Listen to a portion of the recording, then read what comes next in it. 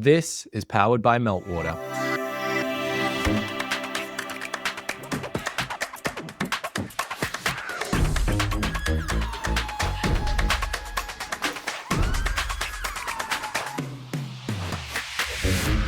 Hi, I'm Dino Delich, and in the studio with me is Genevieve Bramall and Stephanie Lerdahl. I'm Jen, and I'm the head of PR in News Corp Australia. Hey, I'm Stephanie Lerdahl. I lead comms for Morningstar, which is an investment research firm. For a bit of context, I've asked Genevieve and Stephanie to join me as my co-hosts. They're two communications professionals at different stages of their career, and I know they're going to learn a lot about themselves from these industry experts I'm putting in front of them, because I have an underlying motive. This is part podcast, part experiment, and part comms bootcamp. This is earning your seat. Your idea of influence might be all wrong. You want to think beyond catchy slogans and viral moments, and you want to use your head, literally. We're going into the brain. Specifically, how the brain processes and retains the smallest moments, the fleeting pieces of information that shape how we act. Ever wonder why some ads stick with you long after you've turned the TV off, while others just fade into oblivion? Well, it turns out there is a science behind it. And that's exactly what our guest, Carmen Simon, brings to the table. She's a cognitive neuroscientist, an instructor at Stanford, and the chief science officer at Enhancive. She has spent years studying the psychology and physiology of memory, persuasion, and influence. We have the EEG, the electroencephalogram signal, the ECG, on his wrist and fingers. I'm using that because typically when you are viewing a stimulus, whether you're a journalist and you're interviewing somebody has a reaction. It doesn't matter if it's positive or negative. Your skin physically changes. Sounds like something straight out of a sci-fi movie, doesn't it? But in reality, it's how our brains work. I'm not exaggerating. It really is game-changing for anyone trying to persuade, communicate, or sell. So, in this episode, we'll talk about how to control what your audience remembers, why you only need to control that 10%, and how to use repetition, simplicity, and emotions to make sure your message doesn't get lost in the noise. Think of it like this. What if you could guarantee that your message sticks no matter the length of the presentation or the complexity of your topic? Carmen's here to walk us through exactly how to get inside your audience's mind and leave a lasting impression. This isn't manipulation. It's about understanding the brain's hardwiring and using that knowledge to influence genuinely. I just want you to keep this visual in mind, because whenever you hear me share any kind of principles or observations, they come from these neuroscience research studies. And the studies typically include me putting this type of gear on somebody's scalp, that somebody could be either a buyer or a seller. And through the electrodes that I place here, I get to record the brain waves that get generated in reaction to stimulation. In this case, he's a buyer, and he's viewing a sales pitch delivered virtually. You can see the virtual presenter here. On his chest, I have an electrode that enables me to capture an electrocardiogram signal. So we have the EEG, the electroencephalogram signal, the ECG. On his wrist and fingers, you're seeing another device here that's called a GSR, a galvanic skin response. I'm using that because typically when you are viewing a stimulus, whether you're a journalist and you're interviewing somebody or you're talking to somebody about some financial observations, and now that somebody has a reaction, it doesn't matter if it's positive or negative, your skin physically changes. So that's what these sensors enable me to capture. And then on the computer itself, or sometimes I ask people to wear the actual glasses, is an eye tracker. And the reason for that is because typically you look to where you think. So if we can capture visual attention, then we can associate that with some cognitive processing. So that's what I mean when we say the neuroscience of is a combination of these four signals that give me an undiluted preview into psychological and physiological processes without asking. This is the biggest deal, because sometimes you might be asking people, what did you pay attention to when I was sharing that financial information, or when we were sharing some piece of news? People will tell you, I think I paid attention to this, and this is how I felt during that segment, and this is what I liked, and this is what I didn't like. They will self-report, but quite often those self-reports are not reliable because sometimes people overplay their emotions, sometimes they underplay them. Besides, emotions and thoughts are so fast and fleeting that the only time you can ever have the raw reaction from the brain and the body to a stimulus is the millisecond that it happens. Everything else after the fact is memory, and our memories are so fallible. This is so fascinating. Can I just tell you, this is very, very little minor segue. I studied law, and one day I was in a law class, like 200 students, and everyone's noisy. The lecturer hadn't arrived, and suddenly there was this commotion at the front of the classroom, and there was a fight. Two guys broke into the lecture hall. They had a fight. They called each other names. They were sort of knocking things over, commotion, and then they ran out. Then the lecturer arrived and she asked 200 students, tell me what you saw. Tell me, like, basically give me an eyewitness report on everything. And this was because we were studying criminal law. But the thing was, and I found it fascinating when I was reading the preview notes, that everyone has a different recollection or perception of what they've just seen or heard. If you tell them in beforehand that they need to remember, they will focus on memory. But if you don't know that you're meant to be taking in this information to recall it, you will recall it differently. And then she asked a whole series of questions and divided the room by who, like, Ian, what color shirt was the first guy wearing, or write down if anyone was wearing a hat, and what time did this occur, all these sorts of fascinating things. And the room was so diverse in its opinion or perception of what had just happened that it brought home the message that memory is fallible and that there is not one single source of truth, even though we all saw exactly the same thing, which I find so fascinating. It is fascinating, and thank you so much for sharing this story. And it is so humbling too. And just know that memories are not always accurate, and they're not a recording of reality. They're a reconstruction of reality, and sometimes not an accurate reconstruction. And also, each time that you relive and you start speaking about a memory, you have the possibility to change it. Which is why I remember reading an article about a daughter and her father, and her father had lived through some traumatic experiences after the war, but he never wanted to talk about those. And when he was just probed and probed, like, tell us and tell us and tell us, he finally was so fed up and he said, I don't want to talk about those because I want to keep them untouched. He was smart enough to recognize that the moment you start talking about them, each time you have the possibility to recreate that memory, and he wanted to keep it pristine and just for himself.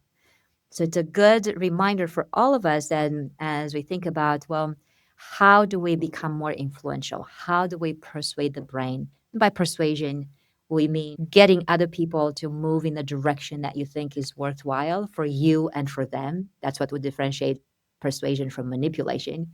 Manipulation, you can still get people to move toward the cause, but it only serves you. So we know we're putting these principles on ethical hands. And a good persuader is a memorable persuader because people will move based on what they remember, not on what they forget. So in light of what Jen is telling us, and there are so many diverse ways in which you can remember things and incorrect ways. What I'm noticing from my research is after 48 hours, no exception, people tend to forget 90% or sometimes more from the entire piece of communication. And the tragedy is not the 90%. The tragedy is that the 10%, let's look at it as a metaphorical number because sometimes it's slightly more, but quite often a lot less. So that metaphorical 10% does tend to stay there across time, which means people will have something to act on. We act based on what we remember. But if we're not careful, that message is left to chance and random. So if you're talking to groups of people, hardly ever do you talk to just one person and you want to just persuade that one individual. Usually it's groups. If you're not careful, one person will remember one 10% message, another person will remember the shirt, another person will remember another 10% message, another person will remember something else, another person will remember the cursing that was happening probably between the two people. And that's not the most important thing. You want to be in charge of the 10% message. So as a result of this show, I hope that we have our own 10% message to practice what we preach. So let's consider our mantra of control your 10%, because the moment that you're deliberate about that, you have not just memory, you have unified memories. Decisions in organizations are so highly social, they're not individual. So you're hoping that not just one person remembers that important thing and you move them towards your cause. You're hoping that a group remembers what you want them to remember. And to do that, we have to control our 10%. So for the rest of the session, we can look at some practical criteria that will then feed into this one main message. All right, let's just pause for a second here, because what Carmen just showed us is so interesting to me. It's not vibes or opinions. This is electrodes on your head, sensors on your skin, and eye tracking where your brain literally tells on you in real time. There are no surveys. There are no silly psychological questions like, how did that make you feel? What you end up seeing here is the raw truth about what part of the message actually landed. And the kicker is none of that matters 2 days later, because the brain forgets almost everything. 90% is just gone, which means whatever survives isn't necessarily the most important part. It's just the part that happened to stick. Could be a shirt, could be a moment, could be a fight in the front row. But that's the uncomfortable insight here. If we're not intentional with your message, the audience decides what the takeaway is. So when Carmen talks about being in charge of the 10%, that's not a nice to have. That's the whole job. And it's the perfect pivot point, because once you accept that reality, the next question isn't whether people remember something. It's whether you're going to decide what they remember. I want to point out something. It was so obvious that what Carmen teaches is valuable to salespeople. That's how I met her, right? She's done these sessions with one of our top salespeople at other companies, and he recommended that I chat with her. But me being me, I'm constantly thinking, but what about communicators? And this is where I want to take the conversation, because reacting to something Carmen just said, there is a fine line between persuasion and manipulation. And in that moment, those two guys fighting weren't persuading anyone, but everybody remembered their different 10%. In comms, you are embedding messaging. You are trying to move an audience without getting hung up on the difference between persuasion and manipulation. We are deliberate about the way we are trying to persuade someone in sales, but also in comms. We are in the moving business. We're trying to take someone from a current understanding or behavior and change their behavior and change their understanding. So this is my obsession. I know this works for sales because I've implemented what Carmen does. I've implemented more repetition and all the other things, but I'm dying to know. And maybe you don't have to answer this question unless Stephanie feels strongly about hers, but I'm dying to know. Does this directly apply? Can we make communicators better like we do salespeople? Of course we can. Communications is a type of selling, maybe. What I'm curious about, I know you're going to tell us a lot of things about how you structure your speech and the things that you say. How much, oftentimes someone will say to me, how long should I present for? It could be 10 minutes, it could be 20 minutes, it could be 3 minutes. Like, what should I do? And then also there's always this element of like, should there be visuals? And sometimes it seems like a good idea. Sometimes if the visuals are bad, maybe it's worse. How should you think about the combination, like the duration and the combination of visuals and spoken word? Ooh, I like both of those questions so much, you have no idea. And for the length, let's think of it this way. Sometimes, why is it that people fear? What do they ask you about the length? Do you think it's because they fear that the longer you go, the worse it gets? Because if we didn't have that fear, then the length wouldn't really matter, would it? It's also, like Morningstar puts on a lot of conferences. And so we're doing the agenda and we're saying, how much can people really sit through before they're going to get bored? But also, it's more work to do a shorter speech. You're so right. So let's tackle the first one in terms of the fear of the greater length. I remember a quote that I like so much, which is, a presentation, in your case, maybe even a conference, should be like a mini skirt. Short enough to be interesting and long enough to cover the subject. That's fantastic. I love it. That's Talking about memorable. visuals. Yeah, visualization. Show them the visual. Show them there is a visual to that. She's got it in a slide. I remember that analogy so well. But here's something that will serve all of us well. And I'm saying all of us because as we deal with content, regardless of its length, The world is not getting any simpler. It's getting more complex. The reason you're even having that conference is because you want to bring all of these elements together to some people. And after a while, they can just feel heavy and the complexity multiplies. And I know that both of your fields that you're describing are filled with complexity. And here's the best news. The best news is that the brain synchronizes better with a complex signal than a simple signal. The only thing that must be simple in a presentation length, in a conference length, is your 10% message. There, you're just coming right ahead and saying, this is what it is. For instance, we're creating a presentation right now for a client in construction, and their message is control cost with flexibility and foresight, period. And all the rest of the supporting points feed into that main point. So you control your 10% by making sure that you clarify it first, and that's simple. Everything beyond that, the 90%, has to be complex because simplicity is a snoozer after a while. Have the courage to complexify, not simplify, but manage that complexity well for somebody else's brain. And you see, complexity is not really the biggest issue. Randomness is. Carmen's words on the 10% really set the stage for something that feels deceptively simple, controlling the narrative and shaping what sticks. But as anyone who's tried crafting a message knows, simplicity is not synonymous with ease. How do you make something stick in a world so full of noise? How do you make sure that the message doesn't get drowned out in the static? Carmen, with her unique blend of neuroscience and communication, tells us that the message must be controlled and repeated like an anchor. And that repetition, as we learned, can be both a science and an art. But what's the cost of too much simplicity? What's the danger of oversimplifying the message? In a world where complexity is inevitable, there's a delicate balance to strike.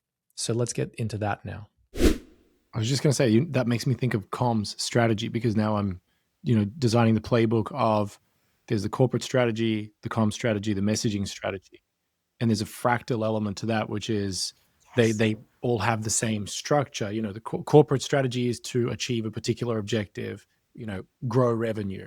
But then there's 3 underlying goals. But then the comms strategy is, what do we want to be known for? But then there are 3 different audiences. How do we want to be known to this audience in that way? And it's all connected back. Yes, connected back to that main tree, that come back to the tree and the branches, those set of properties. So this way, it doesn't matter how much or how far you go through the branches to elaborate, because the set of properties never changes. I think that there is a little bit of randomness and there is a bit of changeability because we're searching for different audiences, for different brands. But my question was, with the 10% message, is it literal? Like that sentence that you said for that client, are you repeating those words throughout? Yes. Or is it euphemistic? It's exactly the same words. You do not deviate from that. You do not waver off of it. Like, for instance, if we have a 10% message for this segment we're doing, it's control your 10%. So I come back to that same phrase again and again. I don't at some point say, manage your 10%. I don't say, be careful how you tackle the 10 to 18%. It's always the exact same phrase said in the exact same way. And the reason I'm advocating for that, by the way, is because especially for competitive fields, you cannot afford the gist. You have to fight for verbatim memory. What I mean by this is, if somebody comes and listens to you, and then they listen from somebody else, and then they listen to somebody else, and they hear some messages from somebody else, and they all operate in similar spaces, after a while, the recipient's brain will not know who said what.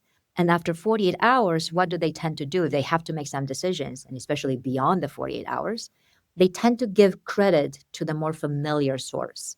And if you are not the more familiar source, then you have essentially spent this entire time and effort delivering somebody else's message. And that just really hurts. That's why you want to fight for verbatim, just for this core set of properties, a 10% message, a few supporting points. Do not leave that to chance and come back to them in the exact same way. Okay, so that's clearly the most important thing. How do you get those words right? What are the characteristics of the 10% message that will stay? I like that a lot, and we can connect it to the other set of question that you had around visuals, because at some point it's beneficial if at least some of your supporting points do turn into something that the brain can see. The reason why the brain needs to see, by the way, and I'll explain this in a moment. First, let's debunk a myth. Sometimes you hear people say some people are visual learners, some are auditory learners, some are kinesthetic learners. Have you heard those things? I'm Yes. hoping nobody ever repeats those things because there is no such thing as learning styles. That's a myth. You know how you can be skeptical about learning styles, by the way? So, quick interruption here, because take it from someone who's been in sales for about 20 years. This is the part that really changed everything that I thought I knew about influence and persuasion. Carmen is so right about people obsessing about perfecting the message. But once you're in a competitive environment where there's 3 or 4 or 5 other people, sometimes 15, who are also bidding, who are also presenting and pitching, you've really got to think about how you're going to stand out.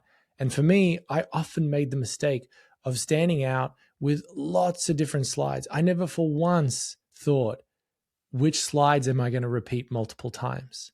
And that's why this conversation was so powerful for me, because ever since this conversation, I have adapted and I have changed, and I've found slides that I now embed into my presentations about 4 or 5 times all the way throughout. And when I ask people, or when other people ask on my behalf, what do they remember from the presentation? It's almost always that slide. So this stuff actually works. Go online and start searching for learning styles. There are some papers out there that claim as many as 70 types of learning styles. Up to that point, you start learning to be very skeptical about it. But from a physiological perspective, 60 to 70% of our body receptors, which is how we take in the world, we build perceptions, we start remembering things. As a result, we know how to make decisions. Those are visual. We are primarily visual beings. You cannot go wrong with visuals. And the good news is that you don't always have to show people mesmerizing pictures, because let's just say that you may have not attended art school, or maybe you don't have access to the most talented graphic artist. That's fine. But even just enabling the brain to see something internally, because you don't always have to look in the external world, even that is beneficial. Like if right now I said to you, climbing Mount Everest is like running on a treadmill, breathing through a straw. You see how I don't have to show you a PowerPoint presentation around this. I'm just simply using words that build mental pictures. So as you're thinking about your one main message, now that you're constructing the supporting points, can at least a few of those build mental pictures in people's minds? Because in order for people to remember you, they must see what you mean. That's why Dino uses analogies all the time. Yes, analogies and metaphors can definitely help you there. As you can tell, I'm obsessed with psychology and sales, but everything, communications and all that. And I would imagine the things that I've learned, you need people to interpret it in their way, because in sales, we're trained to get people to say it themselves, to commit, because they're not going to go with what you want them to go with. It needs to be their idea, and then they will pursue it. Interpretation can definitely be valuable. And here are some other viewpoints that we can bring in. And Stephanie, thank you for getting us started on this. If you think about some words, there are some words that could be having these multiple connotations and not be overly used. So we have to guard against that, because when you say solution, I think the word solution may have been used so much to the point where it starts losing some of its connotations. Like nobody really knows what that means. Or the word change or transformation or innovation. Those could be left to interpretation, but by now they're so cliche that we just have to be at some point careful about those. What I mean here to challenge ourselves with is finding those words that haven't been overly used, still have the nuances, give the possibility of interpretation for some of the reasons that that Dino mentioned. And to those reasons, we can add one more that I think you'd enjoy. Do you ever wonder why is it that some of the lyrics for a song stay in our memories for so long, or a famous jingle, or some famous movie line? Like, for instance, give me some of your favorite movie lines. Show me the money. Show me the money. Yes. I'll be back. Houston, we have a problem, right? Like those things will always be in our minds. Well, one of the reasons why they're so long lasting is because of a feature that I hope that we can challenge ourselves to bring to those words that Stephanie was asking about, which is portability. If you think about those messages, Houston, we have a problem, that can apply in finance, that can apply in the newsroom. You can take it and it's portable. You can take it in all of these contexts. So when we say build layered guest experiences, that can mean people who are going to reside there, but that can also mean, as we, the construction company, help you, the client, the owner of those buildings, you will be our guests because we have been in the industry for so long. They will treat you in such a special way. So the white gloves are on even as we work together. You can be a guest and our experience will be layered. The construction itself is layered.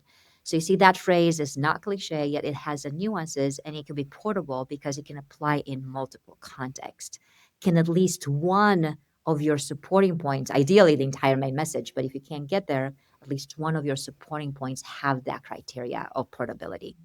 Something to think about. Okay, now let's take a moment and take in what just unfolded. We've heard about metaphors, repetition, and how emotions and memories interlace. But what happens when you introduce complexity into the equation? So for our next trick, we're going to talk about the balancing act between simplicity and complexity. Too much of either, and the message risks being misunderstood, lost, or even worse, forgotten. But here's the real kicker. The brain craves novelty, yet it needs familiarity. That's why we lean into metaphors, imagery, and familiar patterns to help people understand complex ideas. After all, no one remembers the product specs, but we all remember the feeling of being told, "You had me at hello." So, as we dig deeper into what makes an impactful message, remember this: it's the emotional punch that counts. What's the hook? The trigger? It's the thing that leaves people thinking, that was a story worth remembering. Data-driven communications or any of these other catchphrases, whether that is the core of the message or not, you still need to make something so novel that it captures people's attention and it stays there so that it doesn't get blended into everything else that's very, very familiar. But it can't be too novel that it breaks people's brains and it takes too long to comprehend. It is a thin line. And as you ponder your own messages, maybe you have something coming up and you're thinking, how should I phrase this? I'm noticing that the first instinct that you have towards a message stays fairly on the surface. Like, for example, when it comes to choosing a partner or hiring someone as a vendor, what do they want to say to you? Well, choose us because we are a trusted partner. I mean, talk about cliche phrases. Well, can you do more showing and less telling? Like, where is that trust coming from without you having to use the trust? Sometimes that trust comes from the fact that you have had so much experience in that field that, of course, you'd rather partner with somebody who has the experience versus somebody who is just simply a neophyte. So in a recent presentation where you're phrasing the main message as choose the team with déjà vu. So you see how you're implying the trust. You're not saying choose us as a trusted advisor.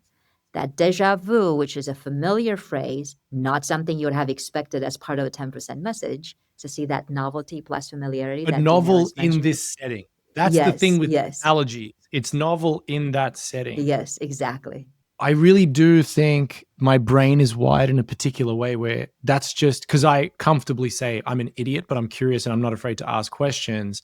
And the way that I make sense of a situation is, what does this feel like? And it drives my wife insane because she knows when she's like explaining something to me. Yesterday I was at a PTA meeting and this is what happened. And I was like, and she sees my eyes go here and I'm going to come back with, oh, that's like when you're peeling a potato, like, you know, whatever analogy.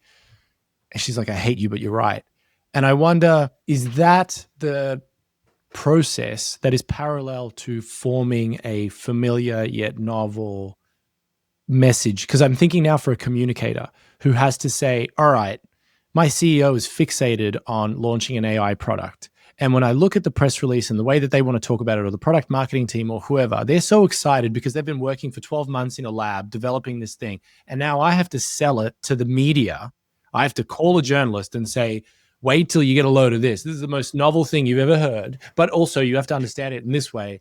I want to have a conversation around designing messaging, but at some point, I also want to have a conversation around the real impact that a communicator has to demonstrate at the end of the day is through some kind of presentation about how did we do and what happened. So there's the front end of presentation design of embedding messaging, but then there's also the back end, reporting back to people and saying this is how it went. And I like how you're mentioning metrics, because what to me are the best metrics after a presentation? There are two. One is having the courage to ask people after 48 hours, what do you remember? And seeing if that matches with what you intended for them to remember. Very humbling moment. And number two is, what are you willing to do with it? Because what is memory if nobody does anything with it? Who's the subject in that question? You're talking about the audience or the person designing the presentation? I'm talking about the audience, the person designing the presentation, asking the audience, what do you remember and what are you willing to do with it? And if you're satisfied with the answers to those two questions, then that's one indication that you've done a good job.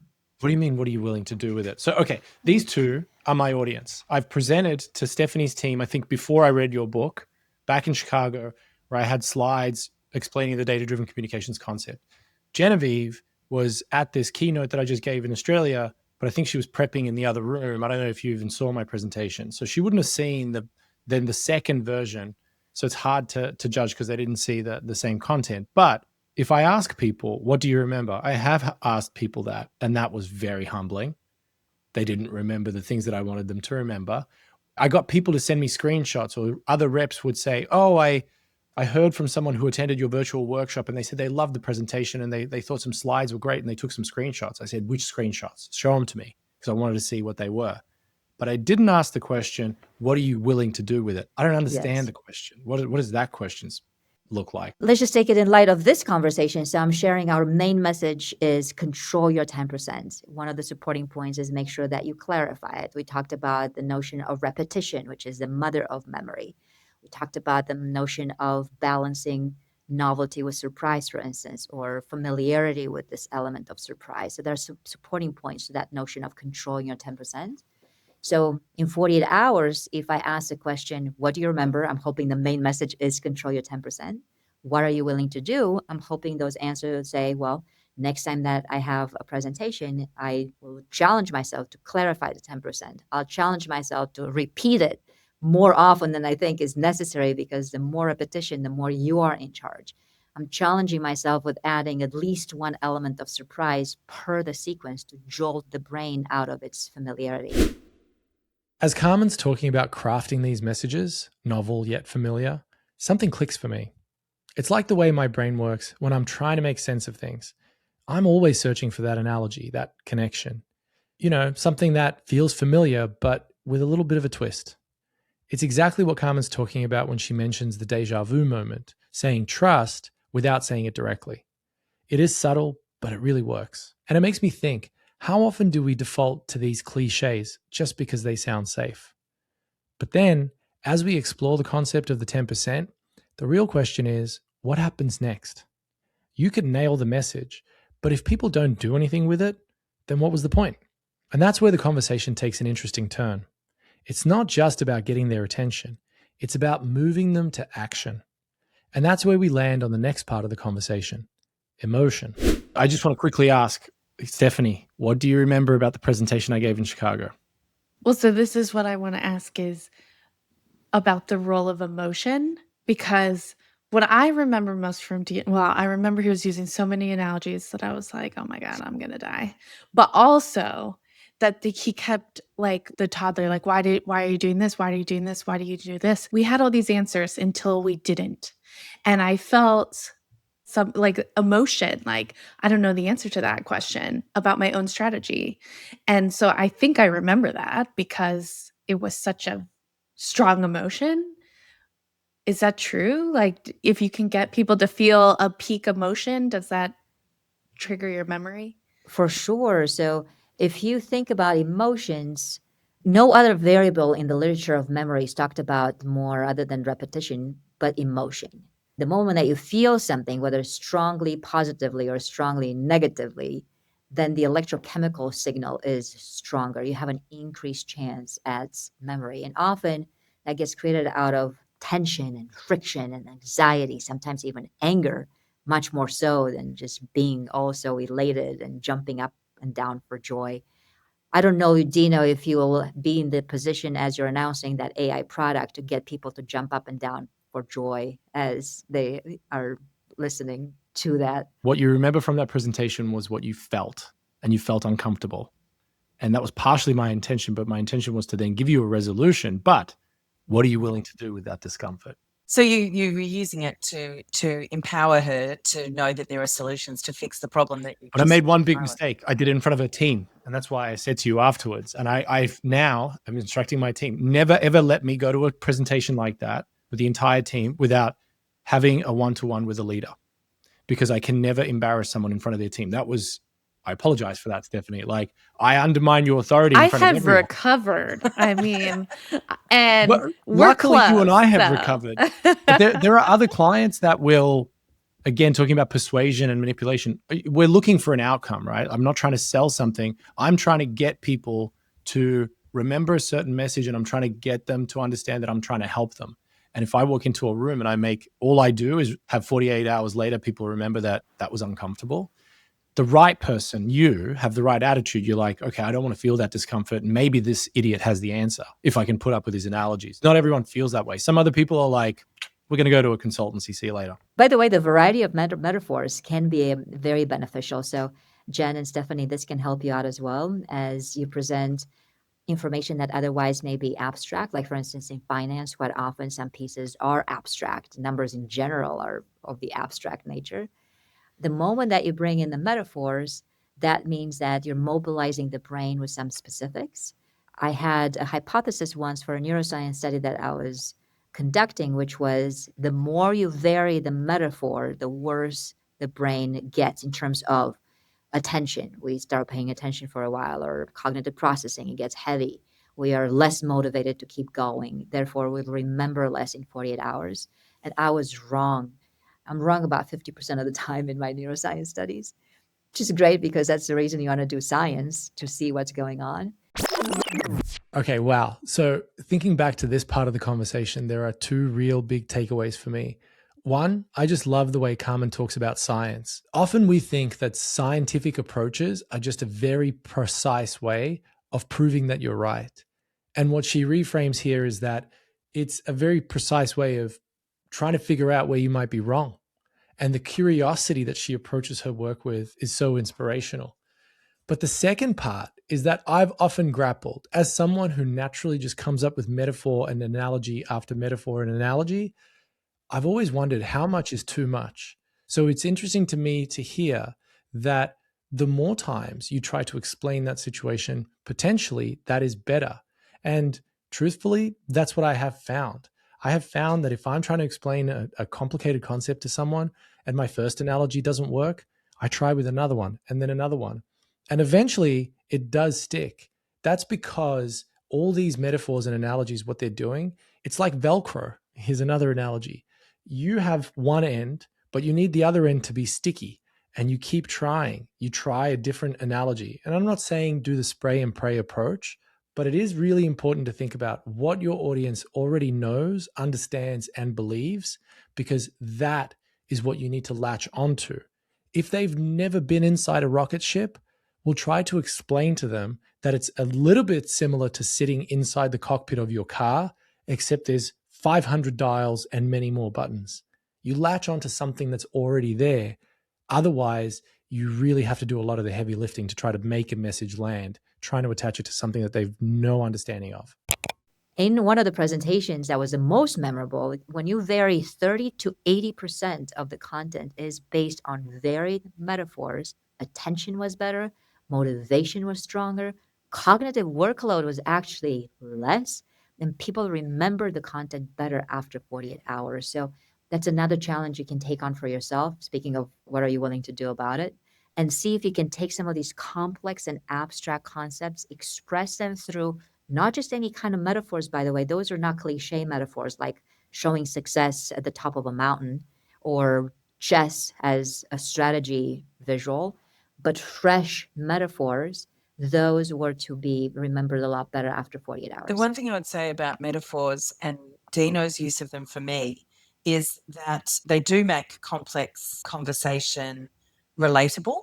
they bring a sort of a comfort to a conversation of, even if I haven't understood all the rest of that, I understand that bit. That analogy makes sense to me because it's in my language. And I think there is so much power in language, and what I've taken from this whole discussion today, I can't even imagine trying to be in a more corporate comms role where you're trying to help the CEO navigate towards that 10% message. The complexity of organizations coming back down to a 10% is really tricky. But language is so critical, which is why I love this, because even in your layered guest approach example, the word guest, to me, that's the emotional connection word. That's the word that is relatable, that's got that connectivity that you start to visualize what it would be and mean to be a guest. And there's a lot of connotation around, guest is sometimes luxurious. It's less responsibility. There's so many connotations with the word guest. And so I suppose what I'm getting at is the excitement around this 10%. Yes, it might only be a phrase or a sentence, but if every word is intentional within that message, then there is so much scope. And you can leave a little bit up to the mind's eye. You can leave it up to individual perceptions of what that 10% message means, so long as they remember the message, right? And then they can apply it in the way that makes sense for them. So the action that comes at the end may not be as intentional as the message, because different people can take different actions. But if everyone comes away with the same message, then you're heading in the same direction. But the audience segments may react differently to that message. Yes, it's so true. And here's another criteria that we can add to a solid 10% message, a memorable one. And that is this concept of cognitive ease, meaning that those words that you want to put in other people's minds come to the brain easily. And now we've come full circle. Carmen made it abundantly obvious that without emotion, even the most cleverly crafted message falls flat. We are human after all, and we connect with stories, not data points. We remember how something made us feel, not just what was said. And whether it's a sales pitch or a high-stakes comms meeting, tapping into that emotional core is where the magic happens. To light a fire, you need 3 things: fuel, oxygen, and a spark. So without the spark, nothing happens. And in a message, without the emotion, nothing happens. If you don't have emotion built into your messaging, then all you have is a lump of wood waiting to be ignited. Sit tight. Here's what you need. I want to ask about the 3 takeaways because I'm very curious. What are we taking away with us? This is an experiment for me. For salespeople, this is a no-brainer. But for comms people, are you guys walking away with the things that I was hoping you would? Well, you might be surprised, but it's control the 10%. I mean, that's the number one thing. Control the 10% is like the topic of the discussion, but the takeaways were, for me, with sort of 3 core ways that I can apply in my everyday to achieve, hopefully, that 10%, controlling that 10%. And I was trying for alliteration here on 3 words starting with R, but I can't think of an R word that equals visualization, because that was the number one takeaway for me, was using words that build mental pictures in people's minds. That visualization, that to me is journalism. It is language. It's the beauty of what we all do as communicators. So I love that the notion of that visualization is really critical. And then the other 2 R words were repetition and relatability. If in every time I'm presenting something that matters, or encouraging, or writing for someone else that's presenting, or if I can achieve that beautiful mental picture in a way and then repeat the message and in a way that is a really relatable message, then hopefully that will help control the 10%. I obviously took away the word fractal, which you solved for me the problem of this, how I'm trying to do the Russian nesting dolls inside this playbook. So it's a simple concept for people to understand. The balance of novelty and familiarity which is really like, if you think about the evolution of fashion and other things, music, it's always, you want to be the next hot thing. You want to be popular. You want to be different. And so it's always just a slight iteration or a differentiation of something that already exists, like wearing a cap backwards or tops that are just slightly lower. Because if you are drastically different, then, you stand out a little too much. So it's always about, and maybe then for communicators, that is like always just evolving just slightly so you don't get stale, but you're tweaking one little thing at a time. And then the other thing that I learned is being very, very, very careful with people's emotions. You need it. Like, it's like heat. You cannot cook a meal without heat, but you got to be careful with it because you can burn yourself and them and damage the cookware. So it's a reminder for me. Don't make Stephanie uncomfortable in front of her team again. I mean, it worked, right? Like, we're buds It now. needs to be there. And I've always said to my team, I'll say one other thing.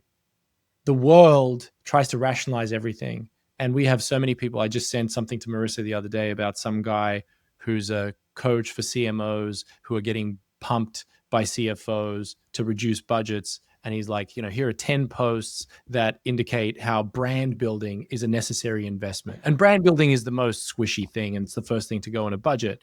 And the CFOs, everyone thinks that they think rationally.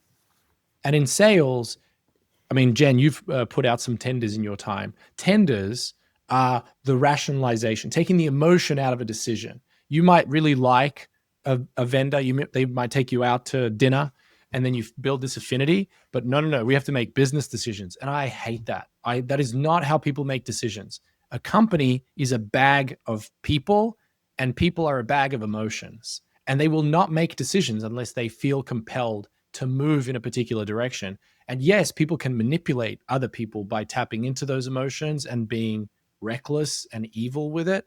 But also the most nice, kind-hearted people, unless they can help you feel an emotion, they will fail. They can have a really good concept, but if you cannot, and this is communications, you could have a great product with a great press release, but if you don't connect with people emotionally, and I'm not an emotional person, I'm not an empathetic person, but this is, so many salespeople come to me and they're like, I sent this proposal, I haven't heard from the person. It was like, cool. I mean, let's go back to, this is obviously a little bit vulnerable for you, I'm sure, Stephanie, but I tell the story all the time. You guys know that I gossip about you guys all the time to all my friends, but I share all the lessons and the stories. And the one story, there was a kid in Melbourne, I was doing a workshop with the team, and they all thought I was going to do a workshop teaching them about this framework. Well, I'm not going to teach you about the framework because it's technical. You don't need to know it. What you need to know is how your job is to make people successful. So then some kid gets up and he wants to be really smart in front of everyone. He's like, oh yeah, well, what do you do when a client doesn't want to engage? All right, cool. Which client are you thinking of? And he's thinking of Xero, the New Zealand accounting company for SMB clients. Okay, who are you talking to? So-and-so. Great. What's their role? They're chief analyst. You're talking to the chief analyst officer of this company? No. I was like, well, what's the title? Don't know. How long have they been in the company? Don't know. Okay, why do you think they're not engaged? Right? Emotionally, like you're telling this person, I think about all these technical things and I'm a nerd and blah, blah, blah, but like you can't tell me. And I'm not the salesperson who says, find out what their dog's name is and send them gifts. Like, no, that's manipulative. It's more. And so I tell the story about Stephanie and I showed them. I was like, what do you look at on Stephanie's LinkedIn profile that tells you how you need to help Stephanie? Why? Remember, I asked Stephanie, why are you letting me come back after I embarrassed you in front of your team and we did a 2-hour workshop? What else are we supposed to do? What are you trying to improve? And Stephanie couldn't tell me. We just want to get better. But what number on a spreadsheet am I supposed to improve for you, Stephanie? There isn't one. So I said, fuck this. This is weird. There's no way that you will let me come into a room and do what I do without knowing what you want me to fix. And so I looked at Stephanie's profile. I was like, oh, PR week 40 under 40, Page Society. And I was like, Stephanie, let me call you on your cell phone. I want to ask you a personal question. She said, here's my cell phone. I said, are you trying to get the chief comms officer role at Morningstar? She said, yes. Now I get it. Now I'm emotionally invested because I want you to get that role. So like, what do we got to do? And then I called Jen. Jen, do you want to mentor someone? Do you want to teach someone some of the cool shit that you've learned with that? And I feel like that's how you land here. Now Marissa's texting me on the side saying like, this is the greatest thing that I've ever been a part of. And I feel like all this is just emotional connections. And that's why it's fun, but it's also, If you take this out of the equation, that's why I hate RFPs and tenders so much. Would you pick a spouse with an RFP? You would probably end up with somebody else, but no, you need a house. It's the same thing with work and a team. I feel like we just take the emotion out of things too much, but that's to protect ourselves because we don't want to be that vulnerable. And a good reminder for all of us is, could you rescue then a dull RFP with the proper emotion? Like, for instance, I'm just working on an RFP for an architecture firm. We are bidding for the Palm Springs Convention Center to be modernized. And how do we start? We started by not by, oh, we're so excited to participate in this RFP. Start by saying something like, the project manager, I have just recently seen a T-shirt that says Palm Springs is always a good idea. And our commitment to you as you hire us for local insight, strategic foresight, 10% message, we promise that we will help all of your stakeholders, visitors, and residents consider that Palm Springs is always a good idea. That's all written. It's not like you're not presenting formally. It's a dull RFP. You're simply responding to their messages, but it's still within our hands as we control the 10% to wrap it up in this emotional layer that is genuine. We're not trying to take them where we don't believe that would serve them well. It's a message that you definitely believe in and you're excited about. The one thing I would say, if I worked at Meltwater and I was doing a tender, and this is a line you've used, Dino, so it's not something I've come up with, but it's something that I've remembered that you've said. And if I was tendering for business, repeat business, new business, the differential for me that Meltwater provides is the ability to shape strategy and not just kind of pat yourself on the back for the job that you've done. So my 10% control the message in that RFP for Meltwater would be, we give you the roadmap, not just a rearview mirror. You know, the problem is everyone says that. Anybody could say But that. do that. No, Yes. because yesterday I was sitting there, but then you go in and you explain how you do that, right? Which is different. Because yesterday I was in a call with Meltwater showing our sales team different things, and they were blown away, for example, by the ability for Meltwater's technology to use the AI function to track a logo that was part of this campaign that we're about to do. And we've got, I think, 14 clients that are signed up into this massive editorial campaign. Logos are going to be everywhere. Meltwater's the only one that can actually track that. So the technical side that they would mention when they're winning this business is that technical ability. But the 10% message would be reinforcing that it's a roadmap, not just the rearview mirror for the 14 clients. So I understand what you're saying is that, you know, that's not unique to Meltwater, but when you layer in the capabilities and the product functionality of your technology, it becomes more important and more memorable rather than trying to be something that's so specific about the tech. That's what Stephanie said earlier. It's like it takes more time to do a shorter presentation. In shortened attention spans, sales and communications share a challenge, which is, what is the core of the message? And how do you make that so familiar that it's understood, but novel so that it's not sounding like everything else? And so whether it's a press release or a headline or a subject line or the first 15 seconds in a cold call or the opening slide of a presentation, that is where we share the challenge.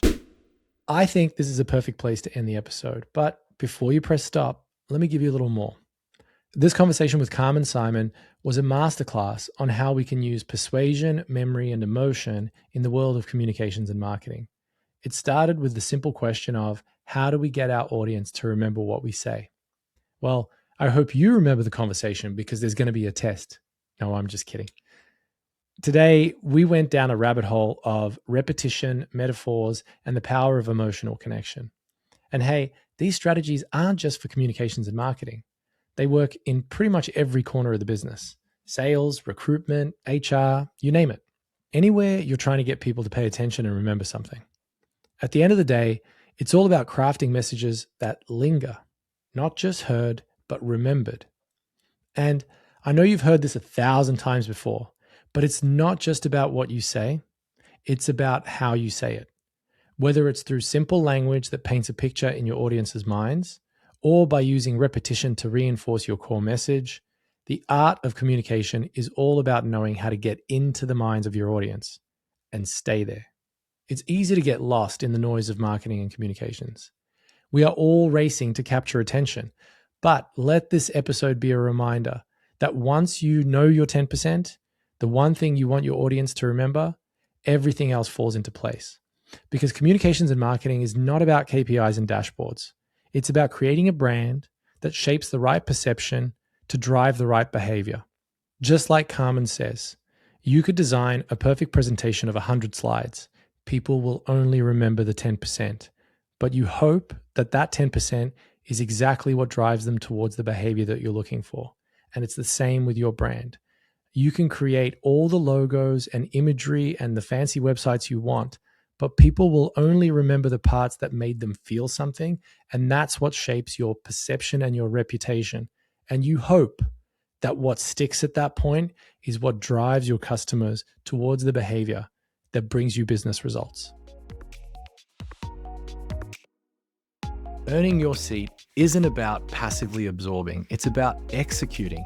Take a moment and reflect and think about how you can use what you've just learned in this episode to grow, recalibrate, and improve. Thanks for listening. I'm Dino Delich. We'll see you next time on the next episode of Earning Your Seat.